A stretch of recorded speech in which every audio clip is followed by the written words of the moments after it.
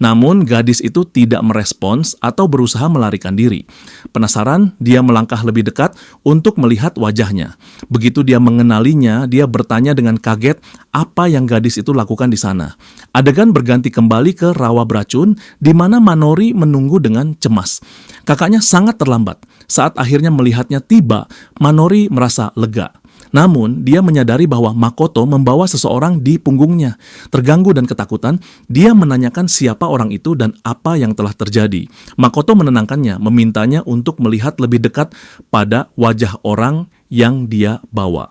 Ketika Manori melakukannya, dia merasakan kejutan yang sama seperti yang dialami Makoto. Gadis yang dibawa Makoto adalah dirinya sendiri.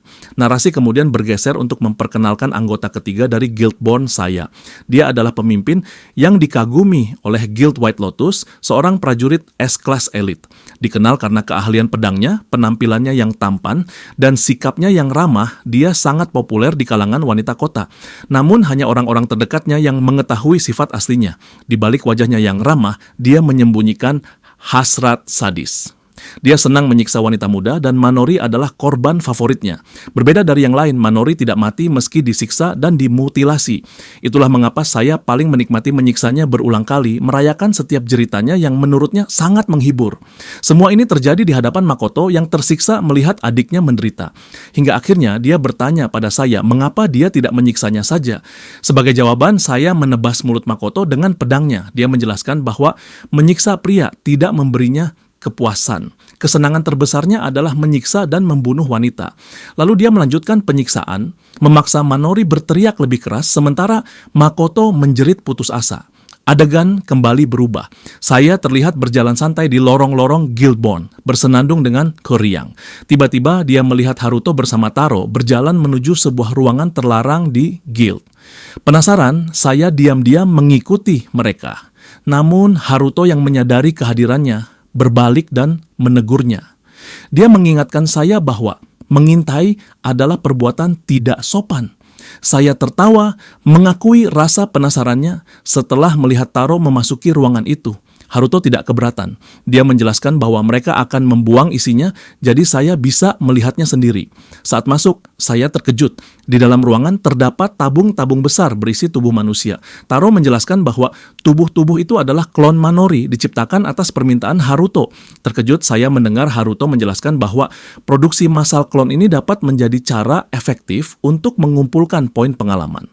Haruto menambahkan bahwa mereka berhasil membuat klon menggunakan sumber daya dari Guild White Lotus dan teknologi canggih milik Taro.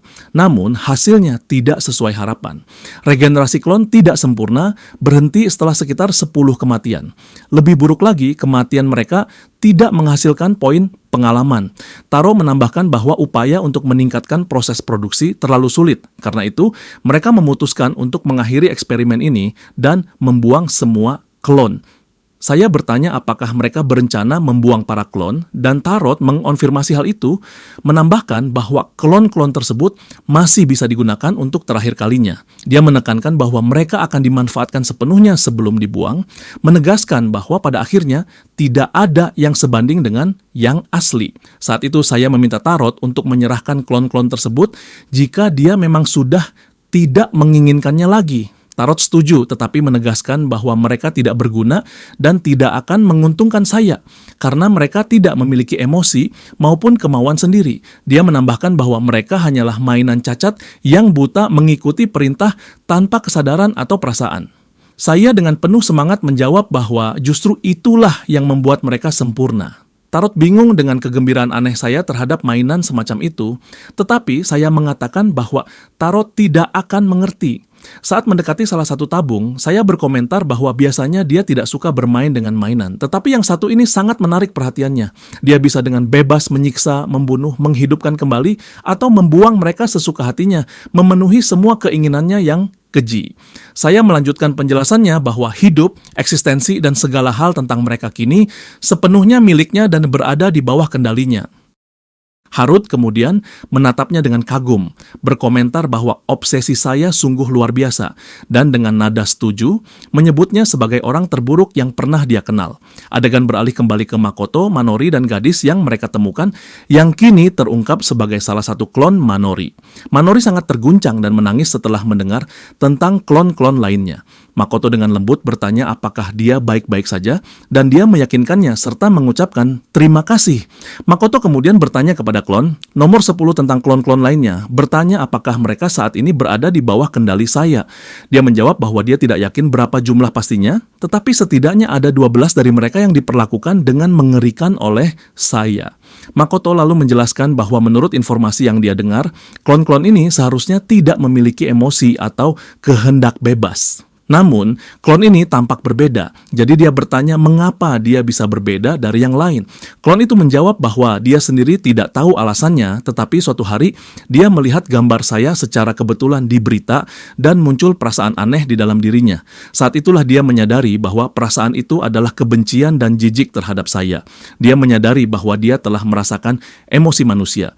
Itulah sebabnya dia melarikan diri dari mansion saya, lalu dia menangis dan mengatakan bahwa meskipun dia berhasil kabur, masih banyak gadis lain sepertinya yang tetap terjebak di sana, memohon bantuan mereka.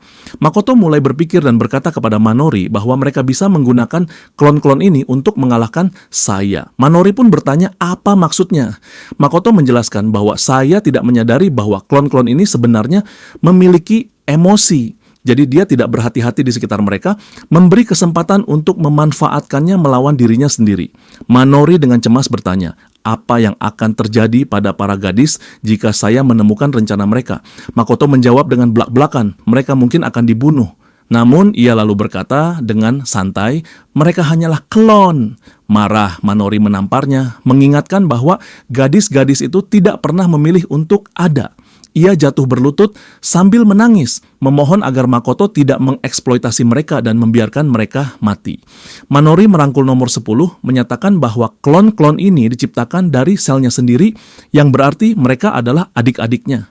Ia kemudian bertanya pada Makoto, apakah dia akan meninggalkan saudara perempuannya jika mereka memohon bantuannya. Makoto berargumen bahwa klon-klon ini bisa membantu mereka menyusup ke mansion saya, memberi mereka kesempatan langka untuk membalas dendam. Namun, Manori bersikeras mengatakan bahwa mengorbankan orang lain demi balas dendam akan membuatnya tidak berbeda dari para monster itu. Makoto terguncang oleh kata-kata adiknya dan meyakinkan bahwa itu bukan niatnya. Manori berdiri teguh di samping nomor 10, menegaskan bahwa mereka akan menyelamatkan para gadis.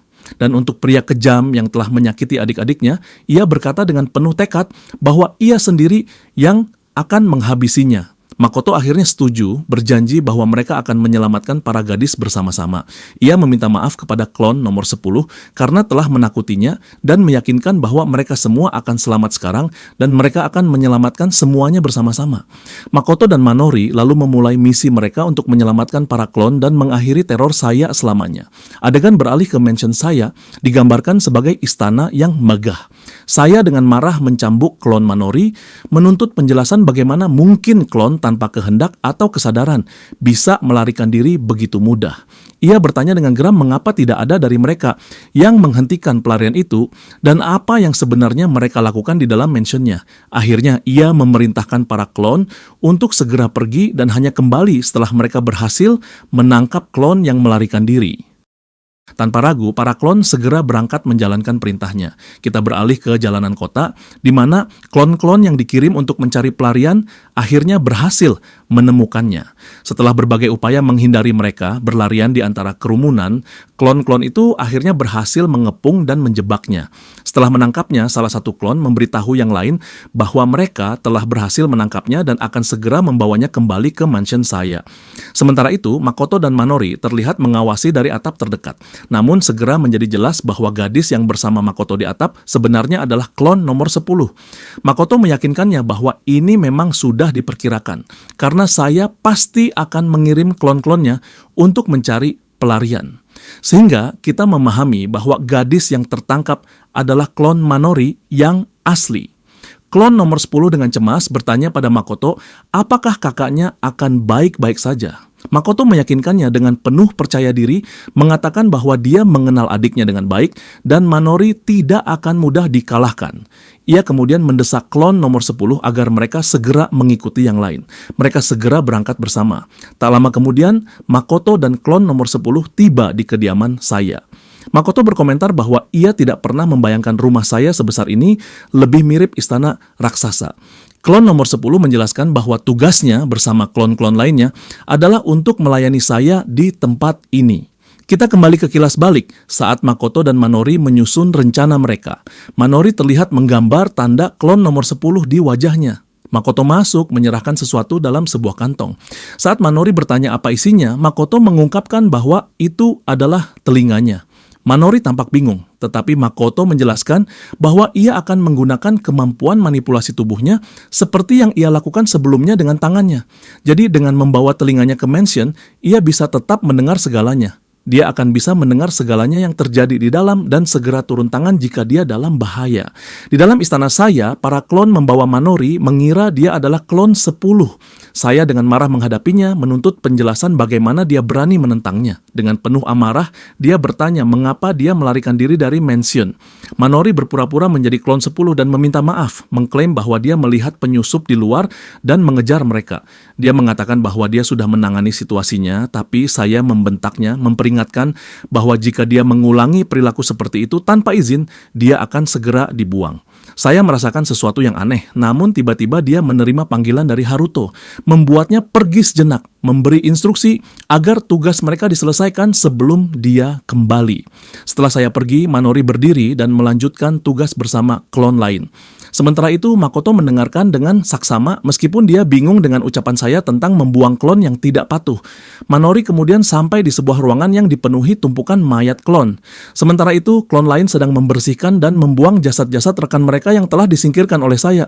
Terkejut dan terguncang melihat pemandangan brutal itu, Manori buru-buru mengatakan pada klon di sebelahnya bahwa mereka harus segera melarikan diri sebelum saya kembali. Klon itu dengan polos bertanya, mengapa mereka harus melarikan diri, mengingatkan bahwa tugas mereka adalah melayani master saya.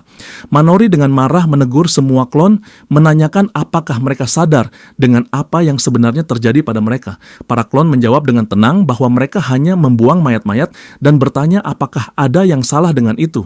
Kemarahan Manori memuncak, dia berseru dengan penuh emosi, menuntut apakah mereka benar-benar tidak menyadari betapa mengerikannya situasi mereka.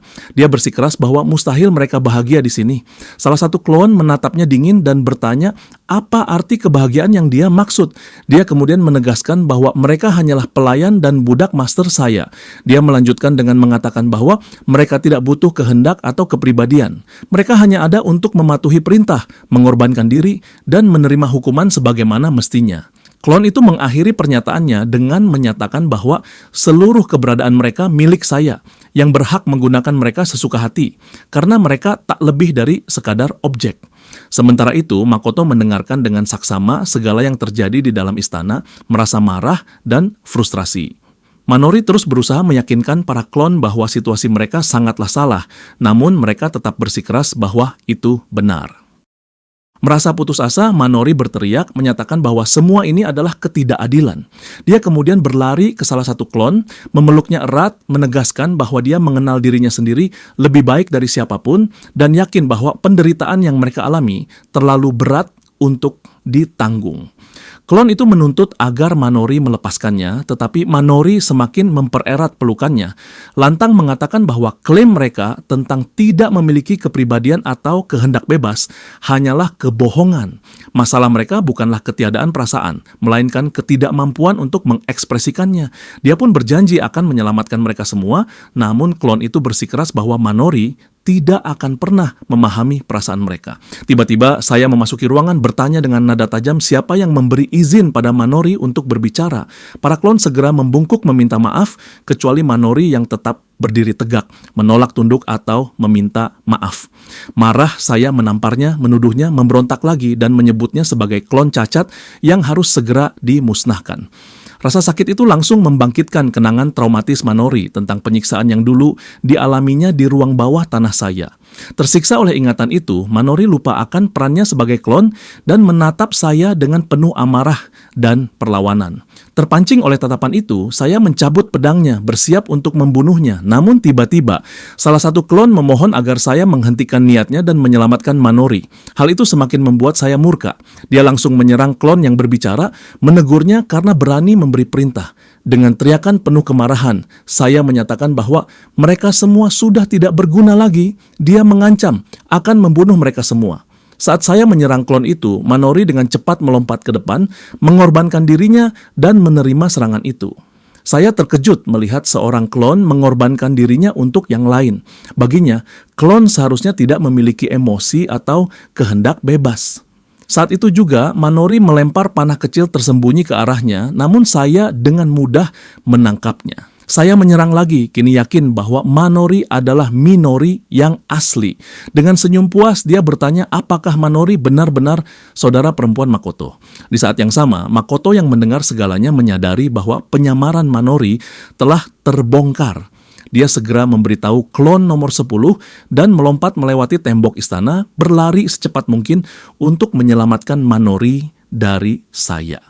Begitu Makoto memasuki istana, alarm berbunyi nyaring, menyebabkan saya tertawa mengejek. Dia menatap Manori dan berkata, "Jadi kakakmu datang menyelamatkanmu?" Dengan nada meremehkan, saya memastikan bahwa itu tidak akan mengubah apapun. Dalam kondisi lemah, Manori bertanya, apa maksudnya? Saya menjelaskan bahwa seluruh istana dipenuhi oleh klon yang sangat terlatih. Dia kemudian mendekat dengan nada mengejek mengatakan bahwa Makoto akan segera menghadapi lawan-lawan yang wajahnya menyerupai saudara perempuannya sendiri. Benar saja Makoto segera dikepung, dipaksa bertarung melawan puluhan klon yang menyerangnya dengan berbagai senjata. Meskipun berulang kali berusaha menghindar dan menolak melukai mereka, Makoto akhirnya terkena serangan fatal. Sebuah kapak besar diayunkan ke arahnya, mengenai bahunya dengan keras hingga tangannya terputus. Saat itu, klon nomor 10 dengan cepat turun tangan, menyerang salah satu klon dan menjatuhkannya. Dia berdiri melindungi Makoto, membuat klon lain bertanya apa yang dia lakukan. Klon 10 dengan tegas menjawab bahwa Makoto adalah kakaknya. Namun, para klon mengelilingi mereka dengan dingin menyatakan bahwa itu tidak penting karena master saya telah memerintahkan penghapusan semua penyusup. Mereka menegaskan bahwa hubungan keluarga mereka tidak mengubah apapun dan membela Makoto hanya membuat klon 10 menjadi musuh yang juga harus dieliminasi. Terkejut dengan reaksi mereka, klon 10 mencoba melindungi Makoto lagi, tetapi dia menghentikannya. Makoto lalu menyatakan bahwa sebagai kakaknya, dia harus menangani ini sendiri. Dia melepas maskernya dan memasangnya kembali, bersiap menghadapi para klon secara langsung. Sementara itu, Manori sedang dipukuli dan disiksa dengan kejam oleh saya yang tampak sangat menikmati penderitaannya. Dia menyeret Manori dari rambutnya, tertawa keras dan mengejek, mengumumkan bahwa inilah perbedaan sejati antara mainan tanpa emosi dan yang asli. Lalu dia melemparnya dengan kasar ke dinding, membuat Manori jatuh ke tanah. Saya berteriak histeris menuduh Manori dan kakaknya sebagai penyebab kematian Taro dan hilangnya kekuatan yang pernah mereka miliki. Dengan marah, dia mengungkapkan betapa menderitanya beberapa hari terakhir karena mereka. Kemudian dia menuntut untuk tahu mengapa Manori kembali setelah berhasil melarikan diri. Dia mendekatinya lagi, mencengkeram lengannya dengan kasar, dan dengan nada sarkastik berkata bahwa mustahil Manori kembali hanya untuk menjadi peliharaannya lagi. Namun, Manori berteriak marah, menyebutnya sebagai seseorang yang telah menyiksa dirinya dan banyak gadis lainnya. Dia menarik senjata tersembunyi lainnya, menegaskan bahwa dia tidak akan pernah memaafkannya. Saya menanggapi dengan nada mengejek, menyadari bahwa Manori datang untuk membalas dendam atas semua penyiksaan yang dia alami. Dia lalu meraih salah satu klon dari rambutnya, menatap Manori dengan dingin, mengatakan bahwa dia tahu betul betapa kejamnya tindakan ini baginya. Kemudian, tanpa ragu, dia menebas kepala klon itu di depan Manori. Manori menjerit pilu, tangisan kesedihannya menggema saat dia melihat klon itu tewas tanpa belas kasihan. Dengan cepat, Manori bangkit dan menyerang saya, tetapi dia menghindarinya dengan mudah. Saya mengejek, bertanya apakah Manori benar-benar percaya bahwa dia bisa melukai seorang prajurit ahli sepertinya dengan kemampuan yang begitu lemah. Sia kemudian dengan cepat menebas lengan Manori dengan pedangnya, menendangnya dengan keras ke belakang, mengatakan bahwa dia akan memberinya pelajaran berharga. Dia lalu memberitahu Manori bahwa boneka-boneka itu sebenarnya tidak hidup sejak awal, kemudian menebas klon lain dan membunuhnya, menekankan bahwa hanya dia yang berhak berhak memutuskan apakah akan bermain dengan mereka atau menghancurkannya. Namun Manori merangkak dengan putus asa, merangkul klon yang jatuh, menatap saya dengan penuh perlawanan. Melihat itu, saya mengejek mengatakan bahwa dia tidak menyangka Manori akan berani menatapnya dengan pemberontakan seperti itu. Dia lalu kembali menyerangnya, berjanji akan mengubah tatapan beraninya menjadi keputusasaan dan kepatuhan. Dia menebas tangan Manori yang digunakan untuk melindungi klon, tetapi saat itu juga Manori mulai mengaktifkan sihir peningkatan kekuatannya. Sebelum saya bisa menyerang klon lain, Manori dengan tegas memerintahnya untuk berhenti bergerak. Namun saya mengabaikan perintah itu, mengayunkan pedangnya ke arah klon lain dengan nada sarkastik bertanya apakah Manori benar-benar memahami situasinya. Tanpa ragu, saya membunuh klon di depannya dengan dingin, mengingatkan Manori bahwa makhluk-makhluk yang begitu ingin dia selamatkan hanyalah boneka tak berharga. Dia dengan sinis mempertanyakan usahanya yang sia-sia untuk menyelamatkan mereka, mengatakan bahwa seharusnya dia meminta dengan sopan sejak awal. Kemudian, dia memerintah Manori untuk berlutut, tetapi Manori menolak. Saya mengejek bertanya apakah dia benar-benar tidak ingin menyelamatkan klon-klon itu. Sambil mengangkat mayat klon dengan pedangnya, dia mengulangi perintahnya, menyuruhnya berlutut, dan meminta maaf jika dia ingin menyelamatkan mereka. Ketika Manori kembali menolak, saya melempar beberapa pisau kecil ke tubuh klon lain, memperingatkan bahwa keras kepalanya hanya akan menyebabkan penderitaan yang lebih besar bagi mereka yang tersisa. Terpaksa menyerah, Manori akhirnya berlutut, memohon agar saya berhenti menyiksa para gadis, bersikeras bahwa dia telah melakukan cukup banyak kerusakan. Saya menjatuhkan klon itu, mengayunkan pedangnya ke arah Manori, mengingatkannya bahwa klon-klon itu hanyalah mainannya. Namun, dia mengisyaratkan bahwa dia mungkin akan mempertimbangkan jika Manori bersedia menggantikan mereka. Tiba-tiba, dia membawa pedangnya dekat ke wajahnya dan memerintahnya untuk menjilatnya. Ketika Manori ragu tidak segera patuh, saya berkata bahwa dia tidak memiliki hak untuk menolak. Lalu, dengan brutal dia menusukkan pedangnya ke lengannya, menyatakan bahwa satu-satunya kata yang boleh dia ucapkan adalah ya dan siap melayani. Dengan enggan, Manori mengulurkan lidahnya ke pedang, tetapi saya tiba-tiba mengayunkannya, memotong lidahnya dengan cepat. Manori menjerit kesakitan, sementara saya tertawa gila-gilaan, menikmati penderitaannya. Dia lalu mengambil lidah yang terpotong, kemudian dengan menjijikkan memakannya seperti binatang di depan mata Manori. Ekspresinya berubah penuh kenikmatan dan kepuasan, seolah benar-benar menikmati rasanya. Saat itu juga, Manori yang menyaksikan kebrutalannya perlahan berusaha menjauh darinya. Namun saya dengan cepat meraih pakaiannya, menariknya dengan kasar, mengatakan bahwa dia tidak akan pernah membiarkannya melarikan diri lagi. Melihat ketakutan di wajah Manori memberinya kepuasan yang luar biasa. Dia berkata bahwa ekspresi itulah yang dia inginkan, dan dia ingin melihat lebih banyak lagi. Dia lalu merobek pakaian klon nomor 10 dari tubuh Manori dengan kasar, tertawa histeris sambil mengatakan bahwa dia ingin melihat ketakutan yang lebih besar di matanya. Sambil terus tertawa tak terkendali, saya menyatakan bahwa Manori akan tetap di sini, melayaninya selamanya di bawah kendalinya, memenuhi semua keinginan gilanya.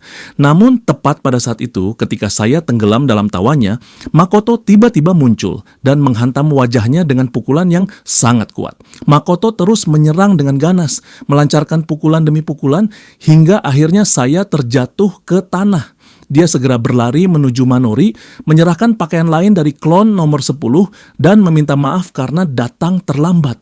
Manori meyakinkannya dengan percaya diri, mengatakan bahwa dia selalu tahu Makoto akan datang menyelamatkannya. Sementara itu, saya dengan marah bangkit kembali mengutuk Makoto dan menuntut jawaban tentang apa yang telah dia lakukan terhadap semua klon Dimension. Dengan nada mengejek, saya mengatakan bahwa tidak mungkin Makoto telah membunuh mereka semua, mengingat mereka mirip dengan saudara perempuannya. Namun, Makoto dengan tegas menjawab bahwa dia tidak membunuh mereka, hanya membuat mereka tak bisa bergerak sementara. Saya tertawa mendengar jawaban itu, menyebut Makoto membosankan, dan mengatakan bahwa jika dia berada di posisinya, dia akan membuat semuanya jauh lebih menarik. Kemudian, dia mengancam akan menangkap Makoto, memenjarakannya, dan menyiksa Manori berulang kali di depan matanya. Mendengar itu, Makoto menjadi murka, mengatakan bahwa dia punya ide yang lebih baik, dia akan mencincang saya menjadi sejuta keping. Nah, itu dia part 2 dari manhwa yang mati 999.999 kali. Tapi sebelum lanjut, ada info penting nih buat kalian yang nggak sabar nunggu kelanjutan manhwa dari channel ini. Kabar baiknya, ke depan kita bakal update lebih rutin. Dan spesialnya lagi, buat kalian yang membership channel ini bakal dapat keuntungan nonton update manhwa tiap hari, cukup bayar nggak sampai 5.000 aja. Jadi tunggu apa lagi? Yuk buruan membership sekarang dan jadi yang pertama nikmatin kelanjutan manhwa seru di arena manhwa, arigato maseng, semua